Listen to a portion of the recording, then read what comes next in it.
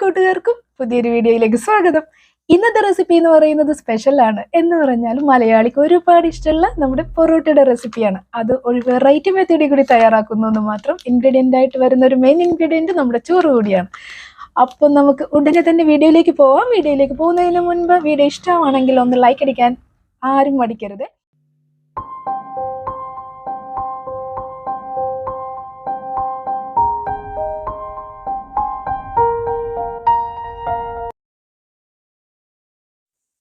ആദ്യം തന്നെ ഒരു മിക്സിയുടെ ജാർ എടുത്ത് വെച്ചിട്ട് അതിലേക്ക് 1 കപ്പ് അളവിൽ ചോറിട്ട് കൊടുക്കാം. ഈ ചോറ് അരച്ചെടുക്കുന്നതിന് വേണ്ടിയിട്ട് ഒരല്പം വെള്ളം ഒഴിച്ചു കൊടുക്കാം കേട്ടോ. 1/2 കപ്പിലും താഴെ ഭാഗം വെള്ളം മതിയാകും. ആവശ്യത്തിനുള്ള ഉപ്പ് ചേർത്ത് കൊടുക്കാം. 1 ടീസ്പൂൺ അളവിൽ പഞ്ചസാര കൂടി ചേർത്ത് കൊടുക്കാം. ഈ വെള്ളം ഒരല്പം കൂടുതലാണ്, ചോറിന് മേലേക്ക് കുറച്ച് നിൽപ്പുണ്ട്. അപ്പോൾ അത് ഞാൻ മാറ്റും കേട്ടോ. ചോറിൻ്റെ അതേ ലെവലിൽ മതിയാവും, കുറച്ച് വെള്ളം ഒഴിച്ചാൽ മതി കേട്ടോ. എന്നിട്ട് ഇത് നല്ല ഫൈനായിട്ടൊന്ന് അരച്ചെടുക്കാം. ഇതുപോലെ നല്ല പേസ്റ്റ് പോലെ അരഞ്ഞു കിട്ടും. അപ്പോൾ ഈ ഒരു പരുവത്തിൽ അരച്ചെടുക്കുക കേട്ടോ, ചോറും ആ ചേരുവകളും കൂടി ചേർത്തിട്ട്. ഇനി നമുക്ക് 2 കപ്പ് അളവിൽ മൈദപ്പൊടിയാണ് ഞാൻ എടുത്തിട്ടുള്ളത്. 1 കപ്പ് ഞാൻ ഇട്ടിട്ടുണ്ട് ബൗളിലേക്ക്. 1 കപ്പ് കൂടി ചേർത്ത് കൊടുക്കുന്നു. നിങ്ങൾക്ക് ഗോതമ്പ് പൊടി എടുക്കണമെന്നുണ്ടെങ്കിൽ അങ്ങനെ എടുക്കാം. രണ്ടും കൂടി മിക്സ് ചെയ്ത് എടുക്കണമെന്നുണ്ടെങ്കിൽ അങ്ങനെ എടുക്കാം, ഹാഫായിട്ട്. ഞാനിപ്പോൾ മൈദപ്പൊടി മാത്രമാണ് എടുത്തിട്ടുള്ളത്. 2 കപ്പ് അളവിലാണ് എടുത്തിട്ടുള്ളത്. എന്നിട്ട് നമ്മൾ ഈ ചോറരച്ച മിക്സ് ഉണ്ടല്ലോ, അത് ഇതിനകത്തേക്ക് ഇട്ട് കൊടുക്കാം. എന്നിട്ട് എല്ലാം കൂടി നന്നായിട്ടൊന്ന് മിക്സ് ചെയ്തെടുക്കുക. വേറെ വെള്ളം ഒന്നും ഒഴിച്ചു കൊടുക്കരുത്. ഈ ചോറിൻ്റെ ഒരു വാട്ടർ കണ്ടന്റ് ഉണ്ട് അരയ്ക്കുമ്പോൾ, അതും പിന്നെ നമ്മൾ ഒരൽപ്പം വെള്ളം ചേർക്കുന്നുണ്ടല്ലോ, ചോറ് അരയാനുള്ള വെള്ളം മതി. അപ്പോൾ അതും കൂടി ആകുമ്പോഴേക്കും ഈ മാവ് നന്നായിട്ട്, ഈ പൊടിയൊക്കെ നന്നായിട്ട് നനഞ്ഞു കിട്ടാനുള്ളത് അതിൽ തന്നെ വാട്ടർ ഉണ്ട്.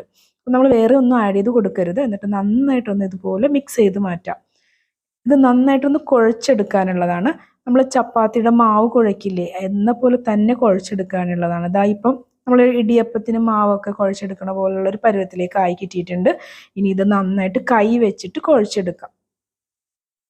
മാവ് ഇങ്ങനെ നല്ല ടൈറ്റിലാണ് കുഴച്ച് വയ്ക്കേണ്ടത് കേട്ടോ. എങ്ങാനും വെള്ളം കൂടുവാണെങ്കിൽ ഉണക്കപ്പൊടി ഇട്ടിട്ട് നല്ല ടൈറ്റിൽ തന്നെ കുഴച്ച് വെക്കാം. ഒരു 1/2 മണിക്കൂർ മാറ്റി വയ്ക്കാം. നല്ല സോഫ്റ്റ് ആയിട്ടുള്ളൊരു മാവായിരിക്കട്ടെ കിട്ടുക.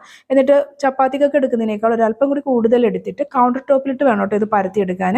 അപ്പം ഉണങ്ങിയ പൊടി എടുത്തിട്ട് കൗണ്ടർ ടോപ്പിൽ വിതറിയ ശേഷം ചപ്പാത്തി പലകയിലൊന്നും പരത്തണ്ട. കാര്യം അതിനേക്കാൾ ഒരല്പം വലുപ്പത്തിലാണ് നമ്മൾ പരത്തേണ്ടത്.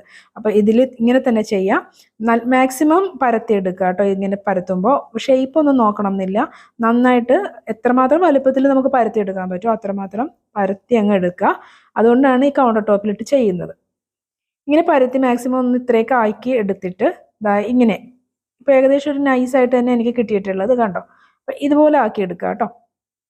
ഇങ്ങനെ എടുത്ത ശേഷം നമ്മൾ കൗണ്ടർ ടോപ്പിൽ തന്നെ ഇങ്ങനെ ഇത് നിവർത്തി വെച്ചിട്ട് ഇതിനകത്തേക്ക് ഒരല്പം ഓയിൽ, നിങ്ങൾക്ക് ഓയിൽ എടുക്കണമെങ്കിൽ അങ്ങനെ എടുക്കാം, അല്ലെങ്കിൽ ബട്ടർ എടുക്കാം, ഗീ എടുക്കാം, എന്താണോ ഇഷ്ടം അത് ചെയ്യാം. വെളിച്ചെണ്ണയാണെങ്കിൽ അങ്ങനെ എടുക്കാം. അതിനുശേഷം ഉണങ്ങിയ പൊടി കൂടി ഒന്ന് തൂവി കൊടുക്കുക. എണ്ണയും പൊടിയും തൂവി കൊടുത്ത ശേഷം ഇതുപോലെ ഒന്ന് മടക്കി വയ്ക്കുക. എന്നിട്ട് ഈ മടങ്ങിയതിൻ്റെ മേളിലെ ഭാഗത്ത് ഒരല്പം ഓയിലോ എണ്ണയോ എന്താണോ അതൊഴിച്ചിട്ട് കുറച്ച് പൗഡർ കൂടി ഇട്ട് കൊടുക്കുക. വീണ്ടും ഇപ്പുറത്തെ വശം എടുത്ത് അങ്ങടേക്ക് മടക്കി വെച്ചിട്ട് അവിടെയും ഇതുപോലെ ഓയിലും പൊടിയും വിതറി കൊടുക്കുക.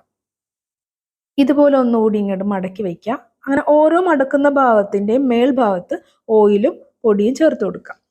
അവസാനം ഇതുപോലെ ഒന്ന് മടക്കി എടുക്കുമ്പോഴേക്കും ഏകദേശം ഒരു സ്ക്വയർ ഷേപ്പിലായിരിക്കും നമുക്ക് കിട്ടുക. ഇങ്ങനെ ഇത് നമ്മൾ തുണിയൊക്കെ ഇങ്ങനെ മടക്കി വയ്ക്കില്ലേ എന്ന പോലെ നമുക്കിങ്ങനെ മടക്കി മടക്കി ഇങ്ങനെ കിട്ടും. എന്നിട്ട് കൗണ്ടർ ടോപ്പിൽ വീണ്ടും കുറച്ച് ഉണക്കപ്പൊടി ഇട്ട ശേഷം ഈ ഒരു സ്ക്വയർ എടുത്തിട്ട് പരത്തിയെടുക്കുക. അപ്പം നമുക്ക് മാക്സിമം വലുപ്പത്തിൽ തന്നെ ഇതും പരത്തിയെടുക്കുക കേട്ടോ. നമ്മുടെ ചപ്പാത്തിയുടെ ആ ഒരു കൺസെപ്റ്റിൽ എടുക്കരുത്. അത്രയ്ക്ക് അതിനേക്കാൾ വലുപ്പമാണ് ഇതിന് വേണ്ടത് കേട്ടോ. ഈ പറാത്ത എന്ന് പറഞ്ഞാൽ നല്ല വലുപ്പത്തിൽ ഉണ്ടാവും. കാര്യം എന്ന് വെച്ചാൽ മാവ് നമ്മൾ അധികം എടുക്കുന്നുണ്ടല്ലോ, അതുകൊണ്ട് തന്നെ ഇതിന് സൈസും കൂടുതലായിരിക്കണം. അപ്പോൾ നല്ല രീതിക്ക് ഓരോ സൈഡും മാറ്റി മാറ്റി പിടിച്ചിട്ട് ഇങ്ങനെ സ്ക്വയറിൽ തന്നെ നമുക്കിങ്ങനെ പരത്തിയെടുക്കാൻ പറ്റും. ഇതുപോലെ ഇങ്ങനെ പരത്തിയെടുക്കാം. ഓരോ സൈഡും ഇങ്ങനെ തിരിച്ച് തിരിച്ച് കൊടുത്തിട്ട് ഇതുപോലെ പരത്തിയാൽ മതി. അപ്പം നല്ല കറക്റ്റ് സ്ക്വയറായിട്ട് നമുക്ക് കിട്ടും. കൗണ്ടർ ടോപ്പിൽ തന്നെ ചെയ്യുകയാണെങ്കിൽ വളരെ കൺവീനിയൻ്റ് ആയിട്ട് ചെയ്യാം കേട്ടോ. ചപ്പാത്തി പലകയിലൊന്നും നമുക്കിത് കറക്റ്റായിട്ട് ചെയ്തെടുക്കാൻ പറ്റില്ല. ഇനി ഒരു പാൻ അടുപ്പത്ത് വെച്ച് ചൂടാക്കി ഇട്ടിട്ട് നമ്മൾ ഈ പരത്തി എടുത്തിട്ടുള്ള പറാത്ത എടുത്ത് അതിലേക്ക് ഇട്ട് കൊടുക്കുക. 2 സൈഡും ഒന്ന് ചെറുതായിട്ടൊന്ന് ചൂടാക്കി എടുക്കുക, മറിച്ചും തിരിച്ചിട്ടിട്ട് ആദ്യം തന്നെ. അതിനുശേഷം ഇതിങ്ങനെ ജസ്റ്റ് ഒന്നിങ്ങനെ പൊന്തി വരും. കണ്ടോ, ഇങ്ങനെ ബബിൾ പോലെ ഇങ്ങനെ പൊന്തി പൊന്തി വരും. ആ സമയത്ത് വീണ്ടും ഒന്ന് മറിച്ചിട്ട് കൊടുക്കാം. അപ്പം ഏകദേശം മെറൂൺ കളറിൽ ഇങ്ങനെ ഡോട്ട്സ് ആയിട്ട് വരാൻ തുടങ്ങും. ഒന്ന് പഫ് ചെയ്ത് വരുമ്പോഴേക്കും നല്ല രീതിക്ക് മെറൂൺ ഷെയ്ഡിൽ വന്നിട്ടുണ്ടെങ്കിൽ ആ സമയത്ത് ഇതാ ഇപ്പം തന്നെ നമ്മളുടെ ഇത് ലെയറൊക്കെ വന്നു കഴിഞ്ഞു കേട്ടോ. അങ്ങനെ പഫ് ചെയ്ത് വരുമ്പോൾ അതിങ്ങനെ ലെയറെല്ലാം പൊട്ടി പൊട്ടി വരും. ഇത്രയൊക്കെ ഒരു ഗോൾഡൻ കളറിൽ ഡോട്ട്സ് ആയി വരുമ്പോഴേക്കും നമുക്ക് ഓയിൽ ഇട്ട് കൊടുക്കാം കേട്ടോ. ഓയിൽ, ബട്ടർ, ഗീ എന്താണോ അത്, നിങ്ങൾ എന്താണോ ആദ്യം ഉപയോഗിച്ചത് അത് തന്നെ ലാസ്റ്റ് വരെ യൂസ് ചെയ്യുക കേട്ടോ. മാറി മാറി യൂസ് ചെയ്യരുത്. എന്നിട്ട് രണ്ട് സൈഡിലും ഇതുപോലെ ഓയിൽ ഇട്ട് കൊടുക്കാം. രണ്ട് സൈഡും ഒരുപോലെ തന്നെ ഒന്ന് മൊരിച്ചെടുക്കുക. ഇതാ കഴിഞ്ഞു, നമ്മുടെ പറാത്ത റെഡിയായി. കണ്ടോ നല്ല സോഫ്റ്റ് ആണ്. ഇത് കണ്ടോ എൻ്റെ ഈ ചട്ടുകത്തിൽ തന്നെ ഇങ്ങനെ താഴേക്ക് ഇങ്ങനെ വളഞ്ഞു കിടക്കണുണ്ടോ, അത്രയ്ക്ക് സോഫ്റ്റ് ആണ്. ഇപ്പോൾ ഇതൊരു പ്ലേറ്റിലേക്ക് സെർവ് ചെയ്യാം. പെട്ടെന്ന് ഉണ്ടാക്കി കഴിയും കേട്ടോ ഇത്. നല്ല ഭംഗി, കാണാനും നല്ല ഭംഗിയാണ്. പിന്നെ നല്ല ചൂടുണ്ട് കേട്ടോ. ഞാൻ ഒന്നെടുത്തിട്ട് ഒന്ന് സ്പ്ലിറ്റ് ചെയ്തിട്ട് ഞാൻ കാണിച്ചു തരാം. അപ്പോഴേ നിങ്ങൾക്ക് ഇതിൻ്റെ ഒരു ടെക്സ്ചർ എന്താണെന്നുള്ളത്. നല്ല സോഫ്റ്റ് ആയിട്ട് ഇരിക്കുന്നത് കണ്ടോ. ചൂടുള്ളതുകൊണ്ട് ഞാനൊരു അഡ്ജസ്റ്റ്മെൻറ്റിലൊക്കെ പിടിച്ചിട്ടാട്ടോ ചെയ്യണം. അതിൻ്റെതായ ഒരു പ്രശ്നമുണ്ട്. ചൂടോടുകൂടി തന്നെ ഞാൻ എടുക്കാമെന്ന് വിചാരിച്ചു. കാര്യം അതിൻ്റെ പുറമൊക്കെ നല്ല ക്രിസ്പി ആയിട്ട് ഇതിൻ്റെ പുറം ഭാഗമൊക്കെ ഇരിക്കുന്നത്. അപ്പം ആ ഒരു ടെക്സ്ചർ നിങ്ങളെ ഒന്ന് കാണിച്ചു തരണമെങ്കിൽ ഈ ചൂടോടുകൂടി തന്നെ ഞാൻ എടുത്ത് കാണിച്ചാലല്ലേ കാണാൻ പറ്റുള്ളൂ. അപ്പോൾ അതുകൊണ്ടാണ് ഞാൻ ചൂടിത്തിരി കൈ പൊള്ളണുണ്ടെങ്കിലും ഞാൻ ഇങ്ങനെ തന്നെ എടുത്തിട്ട് കാണിച്ചു തരുന്നത്. ഇതാ ഞാൻ ഒന്നും കൂടി ഒന്ന് കട്ട് ചെയ്തിട്ട് കാണിച്ചു തരാം കേട്ടോ.